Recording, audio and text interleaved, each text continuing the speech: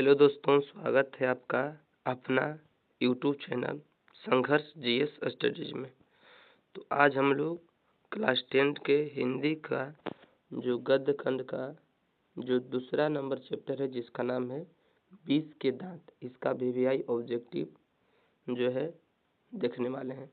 तो वीडियो को चलिए स्टार्ट करते हैं। हमारा पहला प्रश्न है कि 20 के दांत शीर्षक कहानी के कहानीकार कौन है। तो इसका करेक्ट आंसर हो जाएगा ऑप्शन नंबर बी, नलिन बिलोचन शर्मा।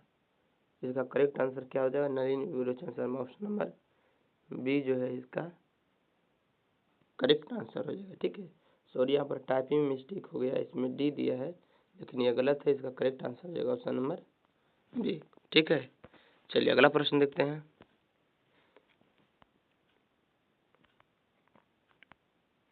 अगला प्रश्न है कि 20 के दांत पाठ की विधा क्या है, अर्थात 20 का दांत जो है क्या है।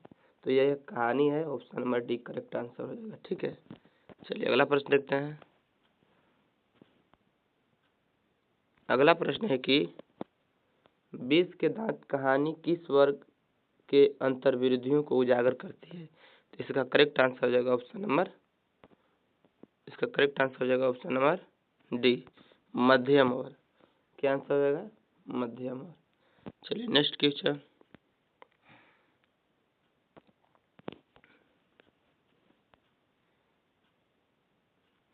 अगला प्रश्न है, नलिन बिलोचन शर्मा पटना विश्वविद्यालय के हिंदी विभाग के अध्यक्ष कब बने।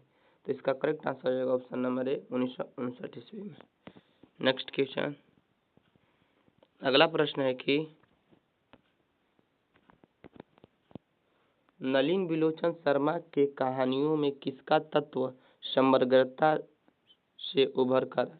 तो इसका करेक्ट आंसर हो जाएगा ऑप्शन नंबर सी, मनोवैज्ञानिक तत्व। ठीक है, नेक्स्ट क्वेश्चन। अगला प्रश्न है, खोखा खोकी किस भाषा का शब्द है। तो इसका आंसर हो जाएगा ऑप्शन नंबर ए, बांग्ला भाषा का। ठीक है, बंगाली शब्द है खोखा खोकी, जिसका अर्थ क्या होता है? लड़का लड़की। अगला प्रश्न है कि सेन साहब की कितनी लड़कियां थी। तो ऑप्शन नंबर इसका करेक्ट आंसर हो जाएगा बी, कितनी लड़कियां थी? 5 लड़कियां थी। तो ऑप्शन नंबर बी जो है इसका करेक्ट आंसर हो जाएगा। चलिए नेक्स्ट क्वेश्चन। अगला प्रश्न है कि सोफर शब्द का अर्थ क्या है। तो सोफर शब्द का अर्थ होता है ड्राइवर। ऑप्शन नंबर एक करेक्ट आंसर। ठीक है, अगला प्रश्न, मदन अक्सर किसको हाथों से पीटता था। मदन अक्सर किसके हाथों से पीटता था। तो ऑप्शन नंबर बी है, अपने पिता के हाथों से। ठीक है, करेक्ट आंसर हो जाएगा option number B. Next question.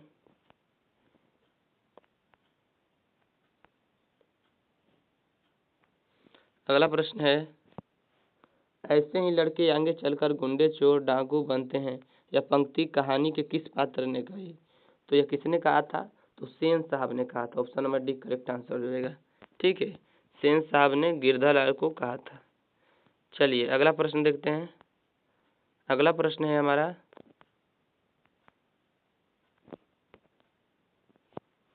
गिरधालाल कौन है। तो मदन के पिता। Option number B correct answer. अगला प्रश्न, खोखा का क्या नाम है। तो खोखा का नाम है ऑप्शन नंबर बी कासू। ठीक है, अगला प्रश्न,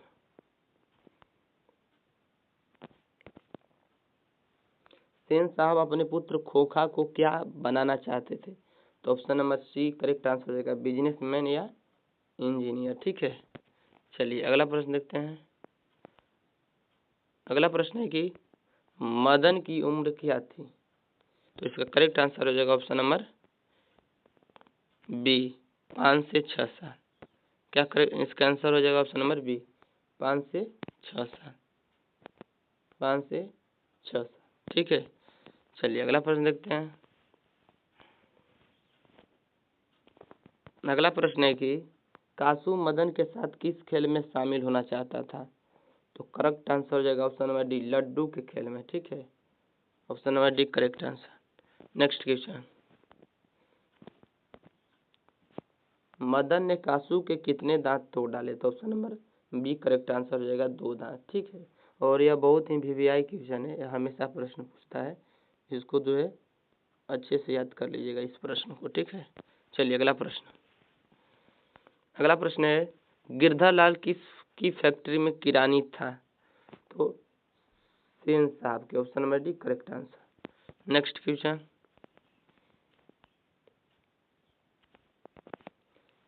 है कि सेन साहब किसके व्यंग से अटकर रह गए?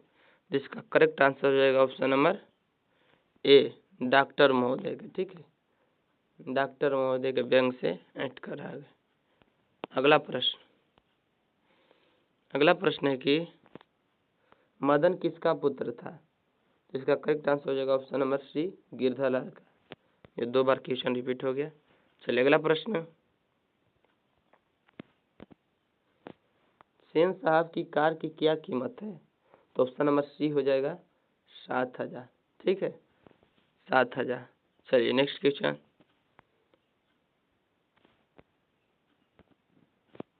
नलिनी बिलोचन शर्मा का जन्म कहाँ हुआ? तो इसका करेक्ट आंसर हो जाएगा ऑप्शन नंबर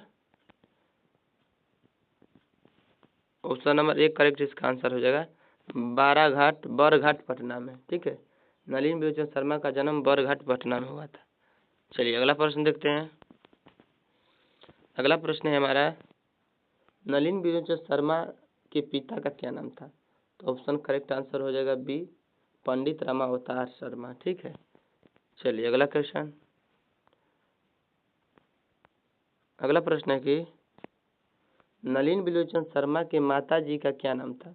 तो option number C correct answer हो जाएगा रत्नावती शर्मा। क्या नाम था? रत्नावती शर्मा। चलिए अगला प्रश्न है कि दृष्टिकोण किनकी रचना है? तो option number D correct answer हो जाएगा नलिनी बिलोचन शर्मा की। चलिए नेक्स्ट क्वेश्चन, अगला प्रश्न है, लड़कियां क्या हैं? कठपुतलियां हैं। यह किसे इस बात पर गर्व है? तो माता पिता को, ऑप्शन नंबर एक करेक्ट आंसर हो जाएगा, माता पिता को इस पर गर्व है। चलिए अगला प्रश्न देखते हैं। अगला प्रश्न है, मोटर कार को किससे खतरा हो सकता है? तो ऑप्शन नंबर डी खोखा से। ठीक है, ऑप्शन नंबर डी खोखा से। चलिए अगला प्रश्न, सेन साहब के आंखों का तारा कौन है? तो इसका करेक्ट आंसर होगा ऑप्शन नंबर बी खोखा है, अर्थात कासू है उसका बेटा। ठीक है, चलिए नेक्स्ट क्वेश्चन। अगला प्रश्न है, खोखा के दांत किसने तोड़ा? तो मदन ने तोड़ा था। ठीक है, किसने तोड़ा था? मदन ने, ऑप्शन नंबर एक करेक्ट आंसर।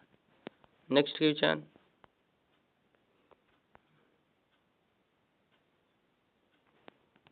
अगला प्रश्न है, महल और झोपड़ी वाले की लड़ाई में अक्सर महल वाले ही जीतते हैं, पर उसकी हालत में जब दूसरे झोपड़ी वाले उनको मदद से अपने ही खिलाफ करते हैं, किस पाठ की पंक्ति है? तो option number C correct answer, 20 के दांत की यह पंक्ति है। ठीक है, चलिए नेक्स्ट क्वेश्चन। अगला प्रश्न है, सीमा, रजनी, आलो, शेफाली और आरती पांचों किसकी बहनें थी? तो कासू की, option number B correct answer. चलिए नेक्स्ट क्वेश्चन। अगला प्रश्न है कि मैं तो खोखा को इंजन बनाने जा रहा हूँ, यह कथन किसका है? तो सेन साहब का कथन है। ठीक है, ऑप्शन नंबर एक करेक्ट आंसर, यह सेन साहब ने कहा था। ठीक है, अगला प्रश्न है,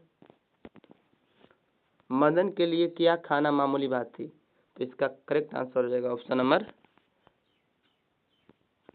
नंबर इसका डी करेक्ट आंसर हो जाएगा मार। ठीक है, मार खाना जो है खोखा के लिए, मदन के लिए मामूली बात थी। चलिए अगला प्रश्न देखते हैं। अगला प्रश्न है कि आलोचकों के अनुसार प्रयोगवाद का वास्तविक प्रारंभ किसके कविताओं से हुआ?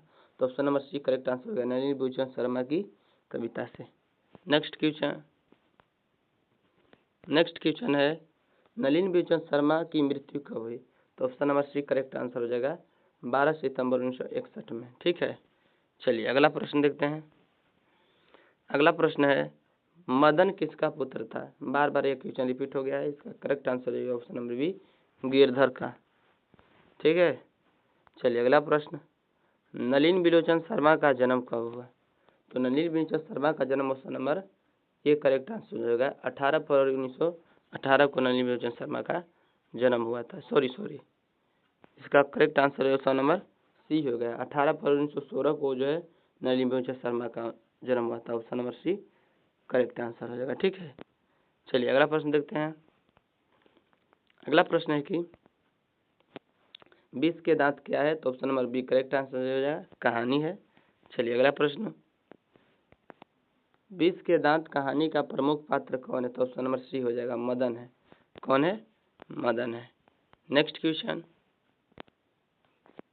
20 के दांत कहानी शीर्षक के नायक कौन है? तो ऑप्शन नंबर ए हो जाएगा, मदन हो जाएगा। यह भी मुख्य पात्र है या फिर नायक कह सकते हैं उसको। चलिए अगला प्रश्न, कासू और मदन के बीच झगड़े का कारण क्या था? तो लड्डू खेल था। Option number 1 correct answer. ठीक है, अगला प्रश्न देखते हैं। अगला प्रश्न है, 20 के दांत कहानी के अनुसार हंस कौवे की जमात में शामिल होने के लिए कौन ललक गया? यहाँ हंस की तुलना किससे की गई है? तो ऑप्शन नंबर ए हो जाएगा, कासू से की गई है। ठीक है, नेक्स्ट क्वेश्चन देखते हैं। तो हमारा जो है यह हिंदी क्लास 10 के चैप्टर 2 का 20 का दांत जो है इसका VVI 41 जो है हम क्वेश्चन किए। तो अगर इस वीडियो से आप लोगों को कुछ सीख मिलती है तो इस चैनल को सब्सक्राइब करें और इस वीडियो को लाइक करेंगे। तो मिलते हैं अगले क्लास में, तब तक के लिए जय हिंद और जय भारत।